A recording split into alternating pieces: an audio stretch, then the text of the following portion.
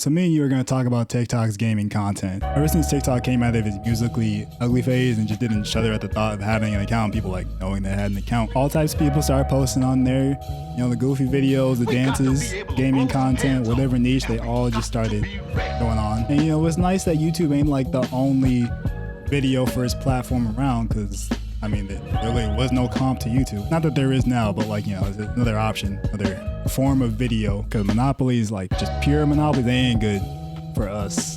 You don't believe me? Look at what Twitch and 2K have been doing in the past like 5-6 years. It ain't great. Yeah, as the app goes on, 2020, people start realizing like what you can do to just get like the easiest views and just get your numbers up real quick. The main thing is that people realize it's like, oh, this is actually like 1,000,000,000% easier than YouTube. But before I start tearing into it, there are good things about it. It's not all bad. I'm not gonna say it's all bad. Because like the funny viz, just like the original appeal of TikTok, the fact that people aren't trying to be like super like presentable like they are on Instagram. Or ever since they added the search bar, just searching up a video on TikTok, it can be easier than YouTube just because you don't have to sit through as long of a video for the same amount of information when you're not there for the entertainment value. And then people just want to talk about things, even if it's just like how I do these videos, but on TikTok where it's like it's short. Maybe they do multiple parts because they ain't got as much time. Whatever the reason, I think someone that does a really good job of this is 8-Bit Close Fist. Like he'll give his opinion and he'll actually like say, I think this because X, Y, da da da. Not, this is my opinion, shut up, you're wrong.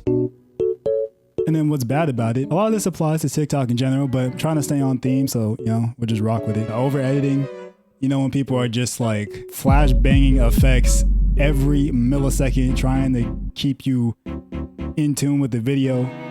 Everybody blame Mr. Beast, but I don't blame Mr. Beast. I blame people for copying to the point where they just edit their own personality out of the video. Like it's crazy how many effects I've seen some videos have. Because me, I know I'm not the most energetic person, so I just not even gonna try to fake it like I am. Y'all can tell I'm just not like that. Even if they don't edit their personality out, just like not even showing any at all, it's just like doing trends, like every video, like trends sometimes I get it, you know, just a stupid video, made it real quick, posted it, maybe it did well, maybe it didn't, whatever. When it's just like full reliance on just nothing specific to you, like if we saw your video and somebody else's video, we couldn't tell the difference. People barely remember what you look like. They definitely don't remember your name. This would all be fine if it wasn't people saying that they want to be like full-time content creators, like that's their goal. Like if it's not your goal, you're just doing it for a hobby, whatever. It literally doesn't matter. But when that's the goal, it's only gonna hurt you longer term. And I know that because I did that with Apex. I had 27K on TikTok and it's just like an empty following because, I mean, one, I don't post Apex anymore. Despite my most popular video that's still going up to this day being a Revenant video, like a top 5 Revenant skins thing. I think it's at like 200K. It's kind of crazy. It's a short. It's only like 7K on TikTok, but yeah, that's like my most popular example on this channel. Or like I used to do a list. Basically, I would literally do this. Imagine I'm standing up, not sitting down. It'd be the sound to be like 5 things. I kind of go, I talk along with the sound, put the 5 guns, 5 legends, whichever, you know, top 8, I think it was. And the punchline of the sound was like, oh, we go from the best, oh, this thing's really bad, but then there's you. That was the whole thing of it. And then, you know, it gets people mad in the comments. They're like, no, it's not bad because da-da-da, you don't know how to use it.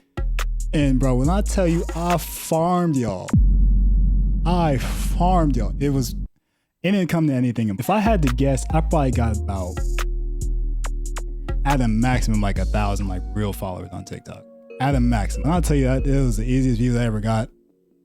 Learn my lesson, not gonna do that again. But the third thing is just the mob mentality that just kind of festers on there. Because the whole thing is like negative videos get more views just in general, right? So you have an opposing opinion and then everyone in the comments just like essentially in agreement, and like they're not really thinking about why you're right or you're wrong. It's just if enough people have said it, they're like, oh, they must be right. Or if a pro said it, bro. But you get what I'm saying, like no real thought. You can say like, oh, they're just kids, that's why they're like that. You'd be surprised, bro. I still remember my very first hate comment was from an Army veteran.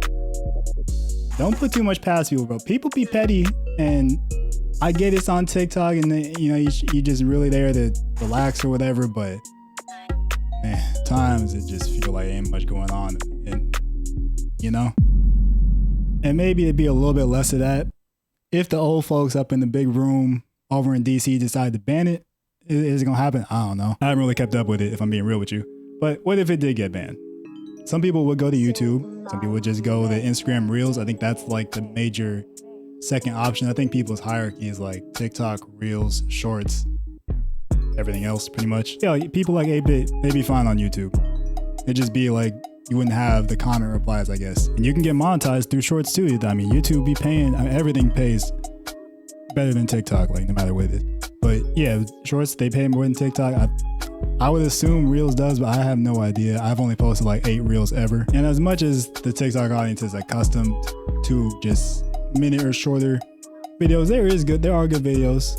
Even on TikTok that are past a minute that are worth watching. They let you like flip it sideways now, but just on YouTube, it don't always gotta be like, I'm gonna strangle your attention for this 30 seconds. Like I think Macro's channel is pretty good. Jayvee does like playthroughs. It's almost like, it's not reviewish, it's, I don't know. He's just kind of explaining his experience. I don't know. I just like watching his videos sometimes. And if I'm being real with you, I watch a lot more non-gaming than I do gaming content. Like even with TikTok, like Miles Baguette or C-Roy or Casey Blanco. I hope one of those is right because I actually don't know. And on YouTube, like Tommo makes F1 content. Frugal Aesthetic, whose flow I stole with the green screen, makes fashion content. Low dropped an 1.5-hour vlog not too long ago. That was crazy. I almost had a stroke thinking about editing that video. Oh my gosh. My videos be 5 minutes. You talk about 1.5 hours. And while I don't have an 1.5-hour video to hand to you right now that I said my piece on TikTok, let me know what you think about TikTok gaming content, if it's been good or bad, or somewhere in the middle of people's just thoughts around games and things like that. What I do have is a video about dead games, the way people talk about them. If it ain't as big as Fortnite, it's a dead game. And it don't matter if it's TikTok, YouTube, or Snapchat Premium, or Spotlight, whatever it's called, it's annoying. Right there.